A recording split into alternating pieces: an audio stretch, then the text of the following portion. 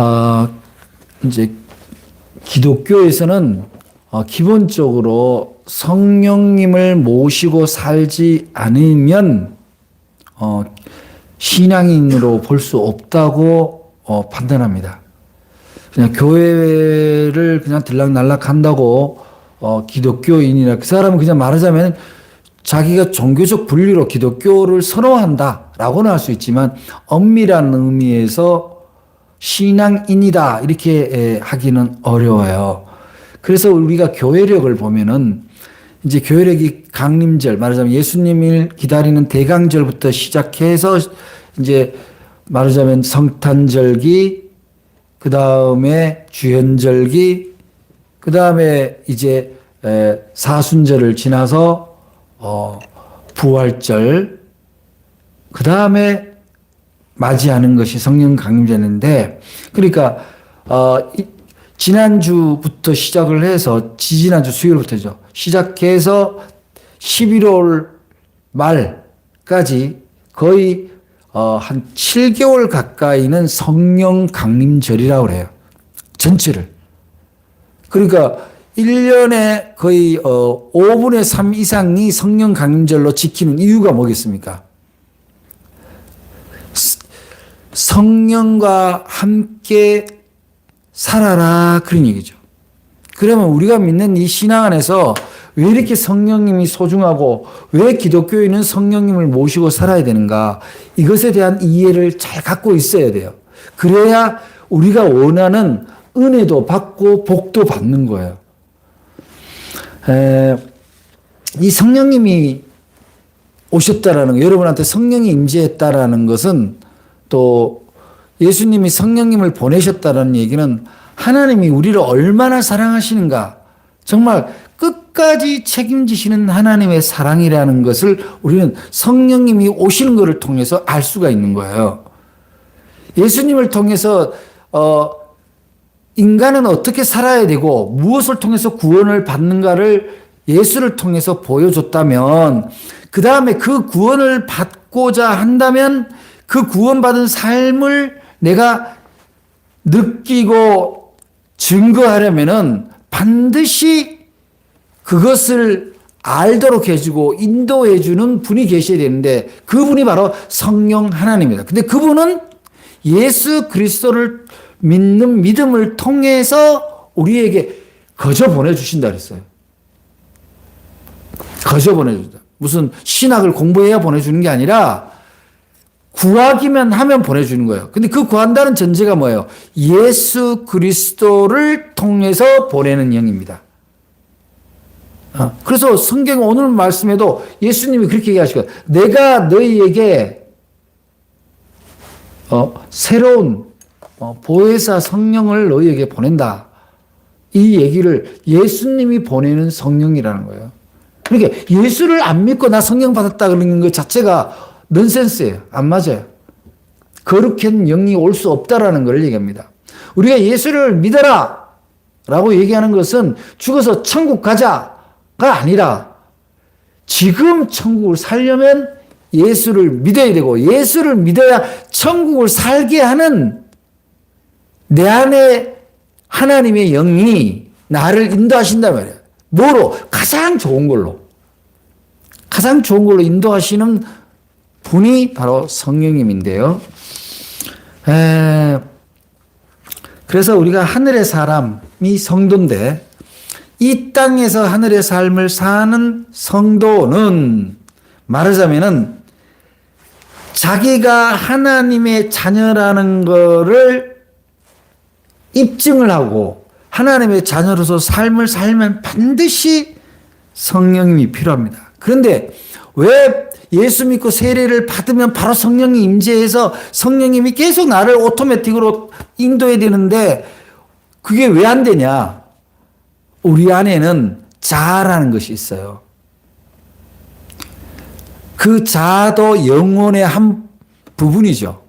근데 우리의 자아는 성령을 만났을 때 완전해지는 거예요. 완전해지는 거예요. 완전해진다는 것은 가장 좋은 상태가 된다 이 말이죠. 그래서 우리는 좀 이기적으로 신앙을 생각하더라도 내가 온전한 삶을 살고 싶다면, 내가 온전한 복을 받고 싶다면 성령님을 받아들여라 이 말이죠. 많은 사람들이 그런 질문을 합니다. 성령을 어떻게 받아요? 여러분, 부모님한테 용돈을 어떻게 받습니까? 달라 그래야 돼요. 필요하다고 그래야 돼요. 구하지를 않으니까 못 받는 거예요. 우리 자녀들이 부모한테 용돈을 요청할 때, 필요한 돈을 요청할 때 용돈 주세요. 왜? 이게 필요해요. 그건 곤란한데. 이거 필요해요. 그럼 그런 내가 해줄게. 되게 그러잖아요. 그러니까 부모는 정말 필요하고 가장 좋은 것은 줍니다. 그런데 무조건 주지 않아요. 그래서 이 전쟁에도요, 이 비유가 적절한지는 모르겠습니다만, 이겨놓고 싸우는 전쟁이 있고, 이길지 질지 모르고 싸우는 전쟁이 있어요. 복도 마찬가지예요. 받을 복을 정해놓고 달라고 그래야 된다는 거지. 하나님이 줄 수 없는 복을 달라고 하면 복을 줄 수가 없는 거예요. 애가 칼 가지고 노는 걸 좋아한다고 칼을 막 줄 수는 없잖아요. 아무리 돈을 좋아한다고 돈을 막 줄 수는 없는 거거든요. 그래서 하나님이 주실 수 있는 준비된 것을 알려면 어떻게 돼요? 나한테 가장 좋은 것을 하나님이 알고 계시는데, 하나님이 내게 제일 맞는 것, 제일 좋은 것을 갖고 계시는데, 그거를 내가 알 도리가 없으니 하나님을 내 안에 모시고 하나님이 인도하는 대로 구하면 하나님이 주신다는 거예요. 그게 신앙이에요. 그래서 일단은 성령이 우리에게 더없이 필요하고 한없이 좋은데, 진짜 중요한 건 뭐냐면은, 하나님을 믿고 사는 사람들이 하나님의 자녀인 거를 고백을 합니다. 기도할 때 하나님 아버지 이렇게 하잖아요.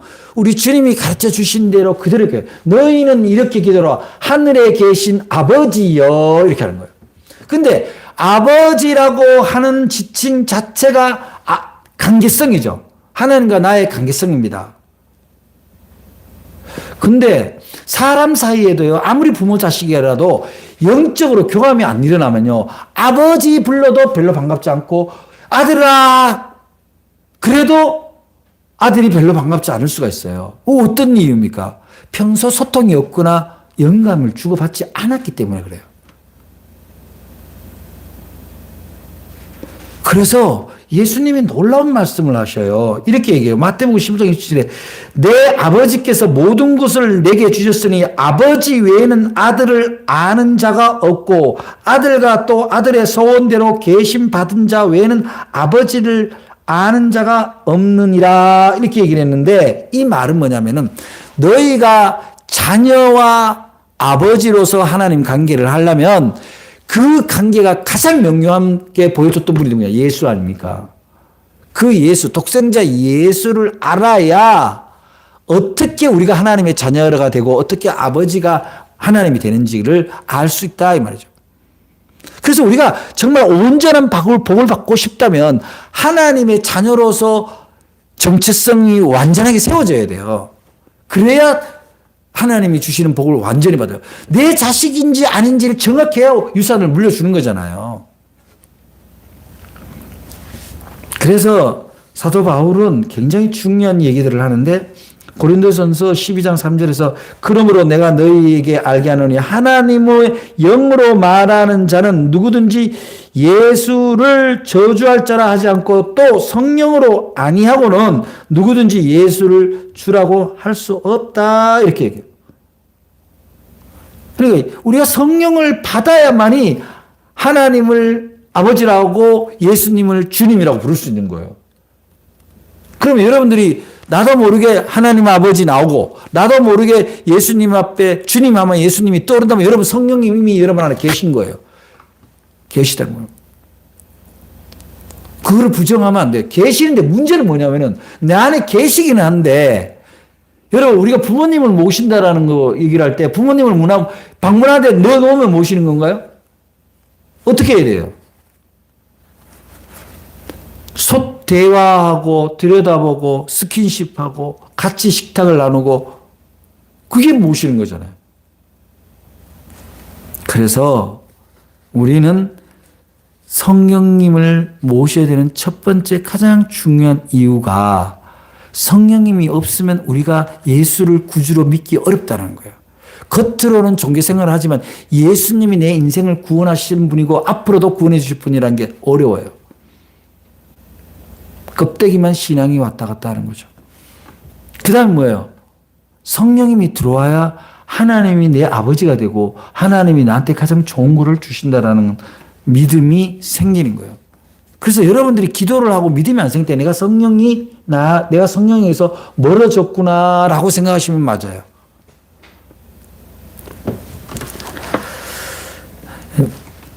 그래서 성령님을 모시고 사는 첫 번째 이유가 바로 예수를 구주라고 고백할 수 있어야 되고 하나님을 아버지라고 부를 수 있어야 되기 때문에 성령을. 그러면 그렇게 하나님을 부르고 예수님을 성령님 안에서 찾게 되고 따르게 되면 어떤 일이 오게 되느냐. 첫 번째 우리에게 주시는 선물이 성령님을 모시게 되면 주시는 선물이 바로 평안이라는 거예요. 요한복음 14장 27절에 평안을 너희에게 끼치노니 곧 나의 평안을 너희에게 주노라. 내가 너희에게 주는 것은 세상이 주는 것 같이 아니하니라. 너희는 마음에 근심도 말고 두려워하지 말라. 이게 예수님이 우리에게 주신 복음의 핵심 메시지인데요. 근데 그 평안은 어떻게 오느냐 했더니 로마서 1장 2절에 바울은 이렇게 얘기하죠. 그러므로 이제 그리스도 예수 안에 있는 자에게는 이렇게 나오는 거예요. 정죄함이 없나니 이는 그리스도 예수 안에 있는 생명의 성령의 법이 너희를 죄와 사망에서 해방시킨다. 그러니까 성령님이 들어오면 성령님의 법이 죄의 법, 세상의 악법이라는 게 뭐냐면은 이렇게 지금 현실 세계 실정법을 얘기하는 게 아니라 내가 잘 산다면 수단과 방법을 안 가리는 법이에요. 그런 악의 법으로부터 우리가 해방된다는 거죠. 내가 먹고 살기 위해서는 예배를 피해도 괜찮아. 내가 먹고 살기 위해서는 기도 안 해도 된다. 내가 먹고 살기 위해서는 남을 속여도 된다. 내가 먹고 살기 위해서는 부모를 버려도 된다. 이런 악의 법으로부터 해방을 해야 된다. 내가 즐겁기 위해서는 다른 사람 피해는 아랑곳하지 않겠다. 내가 즐겁기 위해서는 지나친 음주, 흡연도 괜찮다. 이런 것들이 다 악의 법이에요. 그런 악과 죄의 법으로서 해방을 하려면 성령님을 모시고 살아야 된다는 거죠. 그래서 우리는 성령님을 알면 보혜사 그랬을 때 지혜가 오는데 그 지혜가 어떤 지혜냐면 진리를 알게 하는 지혜잖아요. 진리란 게 뭐예요? 인간이 어떻게 사는 것이 가장 지혜롭고 평화로운 거냐. 그게 진리예요. 그 진리는 인간이 만들 수가 없습니다. 하나님의 섭리에서 발견해야 돼요. 그런데 그 지혜, 그 진리를 알면 너희가 자유롭다. 그 진리가 누구예요? 바로 예수 그리스도예요. 왜냐? 이 세상에 자신을 진리라고 선포한 분이 없어요. 나는 길이요 진리요 생명이니 나로 말미하지 않고서는 아버지께로 올 자가 없다. 이 세상에 어느 종교도 자기를 자칭 진리라고 선포하는 종교가 어디 있습니까? 그래서 예수님의 진리를 알면 이제 예수님이 성령을 보내서 앞으로 인생의 진리까지도 알게 된다. 그래서 갈라디아서 5장 1절에 보니까 그리스도께서 우리로 자유케 하려고 자유를 주셨으니 그러므로 굳세게 서서 다시는 종의 명예를 매지 마라. 먹고 사는 탐욕의 노예가 되지 마라. 그런 얘기예요. 왜냐? 진리가 들어오면 그렇게 되는 거예요. 진리가 들어오면. 그래서 사도 요한이 뭐라 그래요? 그리스도의 영이 없으면 그리스도인이 아니니라. 그렇게 얘기합니다. 그래서 이제 이렇게 진리를 깨우친 사람들, 그러면 무엇을 통해서 진리를 깨우치냐 했을 때 성령님이 인도하는 대로 깨우친다. 근데 성령님이 인도하는데 나를 인도하는 것이 성령님인지 뭔지 알 수가 없어요. 사람들이. 그냥 나의 생각인지 성령님의 생각인지 알 수가 없어요. 근데 어떻게 하면 알 수 있을까요? 우리가 예수를 잘 믿고 있다. 우리가 성령님의 인도함을 산다. 그걸 어디서 우리가 확인할 수 있어요? 목사님한테 물어보면 되나요? 그렇지 않아요. 물론 목사님한테 물어볼 수 있지만 그 모든 성령의 살려면 어떻게 살아야 되는가가 어디에 있습니까? 성경에 있는 거예요. 성경에.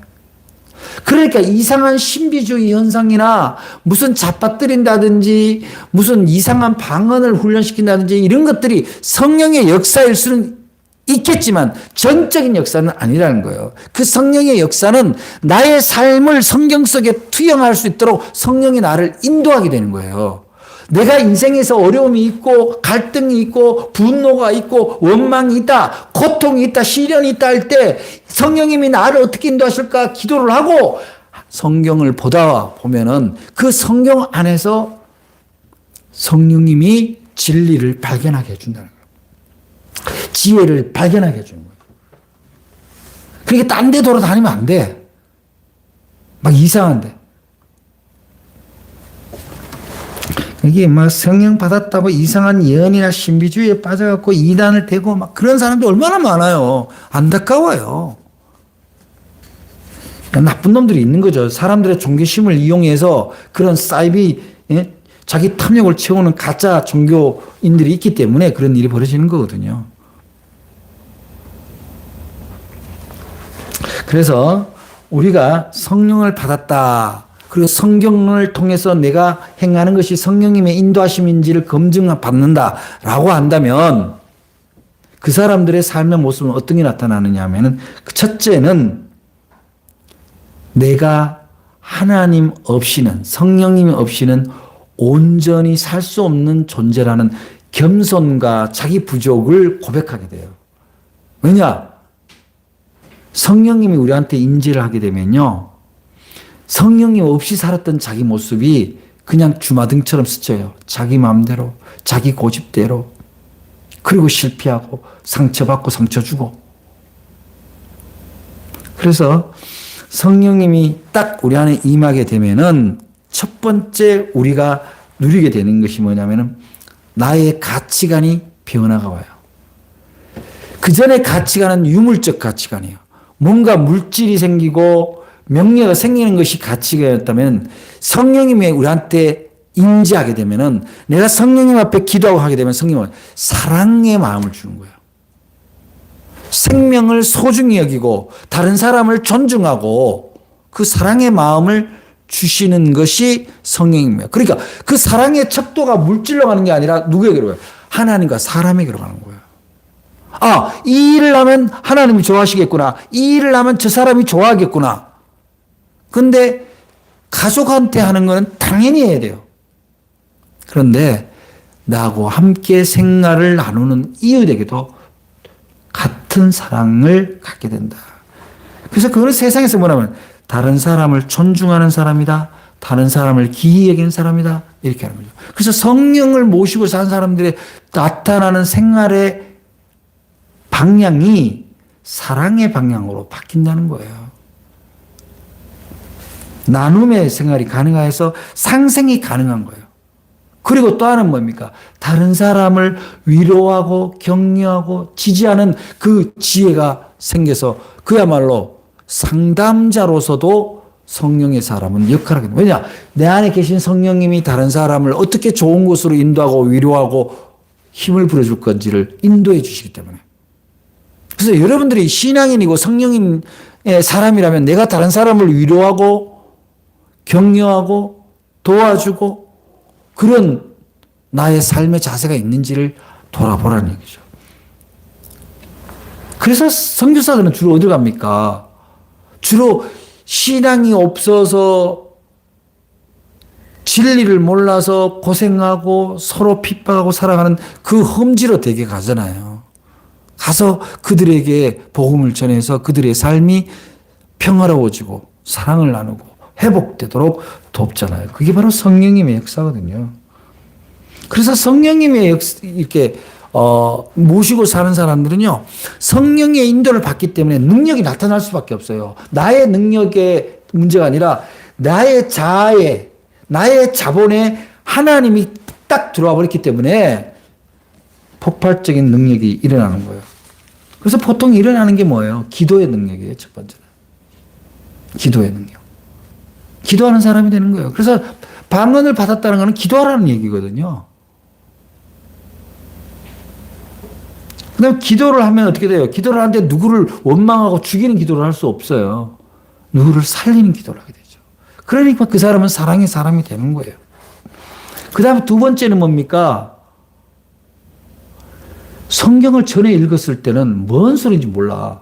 근데 성령이 임재하면 그냥 은혜가 되고 깨달아지고 삶에 적용을 해야 되겠고, 그런 놀라운 능력이 생기는 거예요. 세 번째는요, 내 삶이 신앙과 생활이 분리되는 게 아니라 신앙과 생활이 일치를 이루어요. 여러분, 신앙은요, 일상적인 능력을 넘어서는 능력이에요. 일상적인 능력 바깥, 그보다 훨씬 큰 능력이 없다면 뭐로 신앙생활 합니까? 그래서 일상적인 능력이 폭발적으로 일어난다는 얘기는 뭐냐? 사랑의 능력이 일어나고 지혜의 능력이 일어나고 나눔의 능력이 일어나기 때문에 그 사람의 역량이, 삶을 사는 사회적 역량이 파이가 달라지는 거예요. 커지는 거예요. 여러분들이 그냥 우물 안에 개구리처럼 그렇게 살 일이 아니라 성령의 사람이 되어서 기도의 능력이 생기고 성경을 바로 볼 줄 알고 나눔의 생활이 가능하다면 주변에 여러분 주변에 여러분과 함께하고 싶어하고 여러분을 돕고 싶어하고 여러분의 도움을 받고 싶어하는 그런 사람들이 오게 돼 있다 이거예요. 하나님 사람이에요. 예수님 주변에 사람들이 버글버글하고 베드로 그 주변에 사람이 버글버글하고 웨슬리 주변에 사람이 왜 버글버글합니까? 성령의 역사가 그 사람을 통해서 기도하게 되고 말씀을 깨닫게 되고 사랑하게 되고 나누게 되는 그 일을 통해서 하나님이 많은 사람과 함께 그 성령의 은혜를 나누도록 도와주시기 때문이에요. 그래서 성령은 신앙생활하는 사람, 기독교인들이요, 성령을 받았다. 또 뭐 신앙생활을 열심히 한다고 자기 자랑하는 게 아니에요. 가장 큰 자랑은 뭡니까? 가장 많이 사랑하는 거예요. 가장 겸손한 사람이에요. 세상은 막 자기 자랑을 하면 알아줄 것 같으죠? 그렇지 않습니다. 많이 사랑하는 사람을 알아줘요. 많이 겸손한 사람이 대접받아요. 그래서 이 성령을 받게 되면은 그야말로 이제 하나님의 일을 마치 종교적인 일에만, 종교 문화에만 국한시키는 것이 아니라 교회 안과 교회 밖을 구별하지 않고 하나님의 일을 하는 거예요. 하나님과 동역하는 사람이 되는 거죠. 그게 사역이라 그러는데, 교회 와서 열심히 뭐 찬양대 봉사하고 청소 열심히 하고 식사당번 열심히 하고 뭐 바자회 열심히 하는 거 다 좋은데요. 진짜 열심히 해야 되는 건 어디냐면은 바로 예수를 안 믿는 사람들에게도 동일한 사랑을 나눠줘야 된다는 거예요. 동일한 배려와 헌신이 필요한 거예요. 균형을 잡아야 돼요. 종교 생활에서 얻은 그 사랑의 훈련을 교회 밖에서도 빛을 발할 때 성령님이 그 사람을 쓰는 거예요. 그래서 이렇게 우리가 성령님을 모시고 살아야 되는 이유는 우리의 인생이 빛나는 인생이 되어야 하나님의 영광을 받으시잖아요.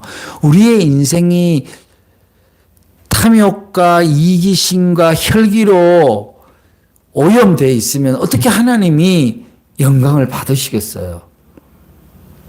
그래서 여러분들이 무엇을 가질까에 집중하기보다는 어떻게 하면은 평화롭고 즐거울 수 있을까에 집중하십시오.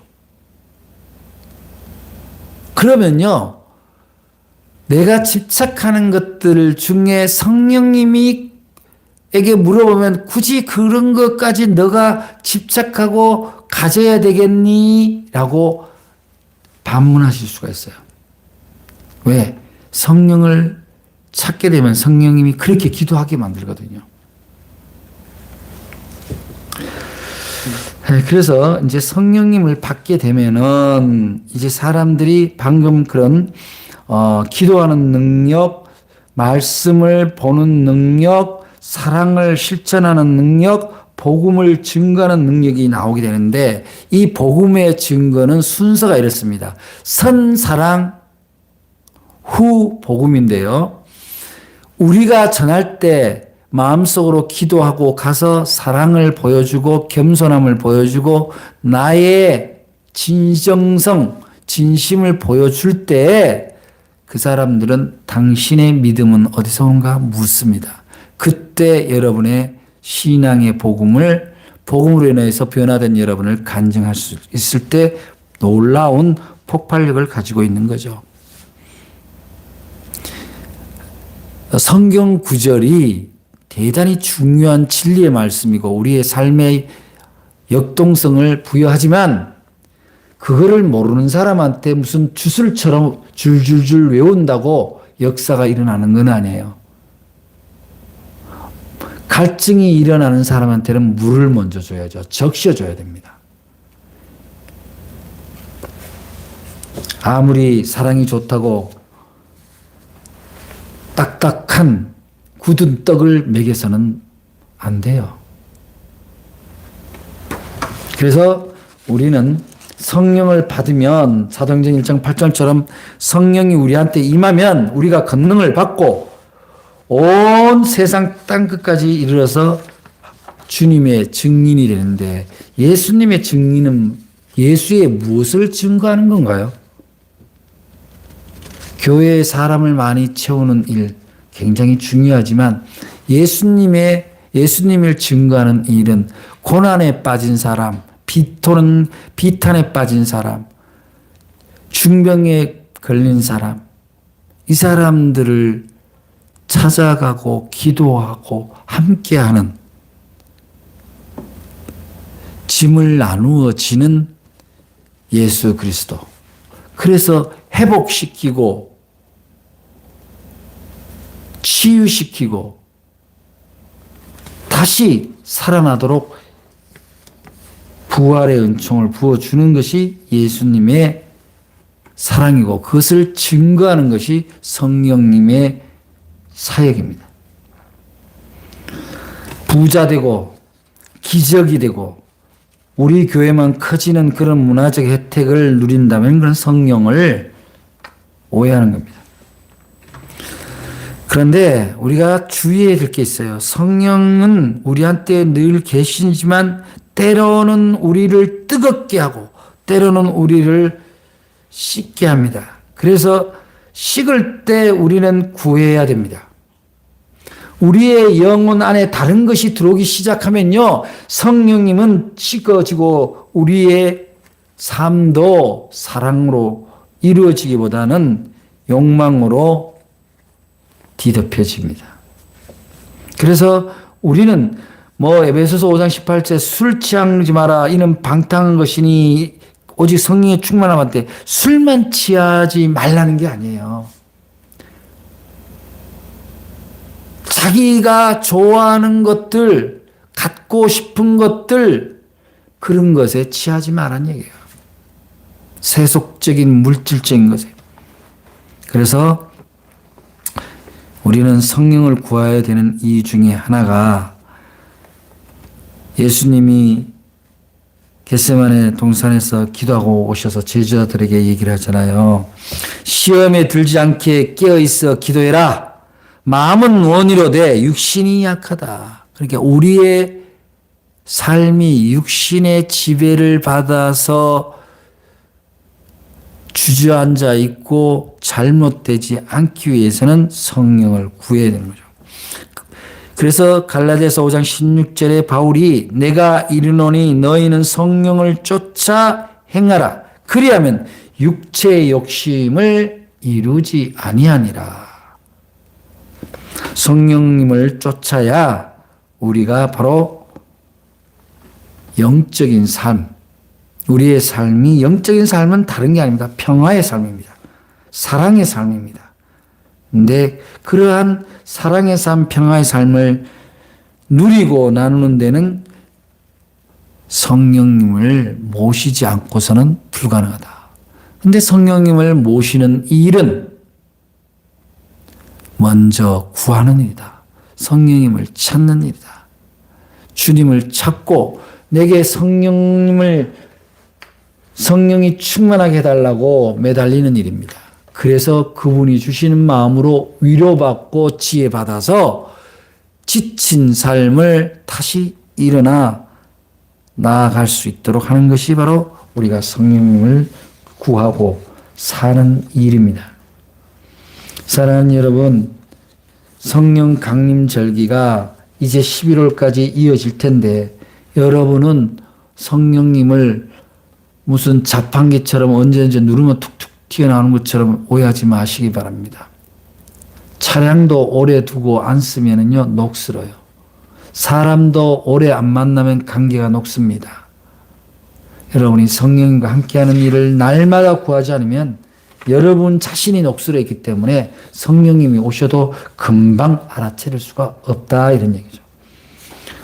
오늘 삼위일체 주일이긴 합니다. 삼위일체 주일이란 것은 성부 하나님, 성자 하나님, 성령 하나님이 내 안에서 함께 역사하는 것을 우리가 신앙생활에서 반드시 기억해야 되는 것을 의미합니다. 여러분들이 성령님을 모시고 사는 것을 한시도 놓치지 않기를 바랍니다. 그분이 우리에게 감동 주시는 대로 결정하고 따르는 일을 소홀히 하지 않기를 바랍니다. 제가 감히 선포하고 간증하건대 성령님을 따라서 살 때, 성령님을 구해서 살 때 절대로 손해보는 일은 없습니다. 절대로 내 인생이 망가질 일이 없습니다. 힘들고 지칠 때, 판단이 안 설 때 성령님을 찾아 성령님을 통해서 놀라운 은혜의 삶을 날마다 이어가는 여러분들 되시기 바랍니다. 기도하겠습니다. 사랑의 하나님 감사합니다.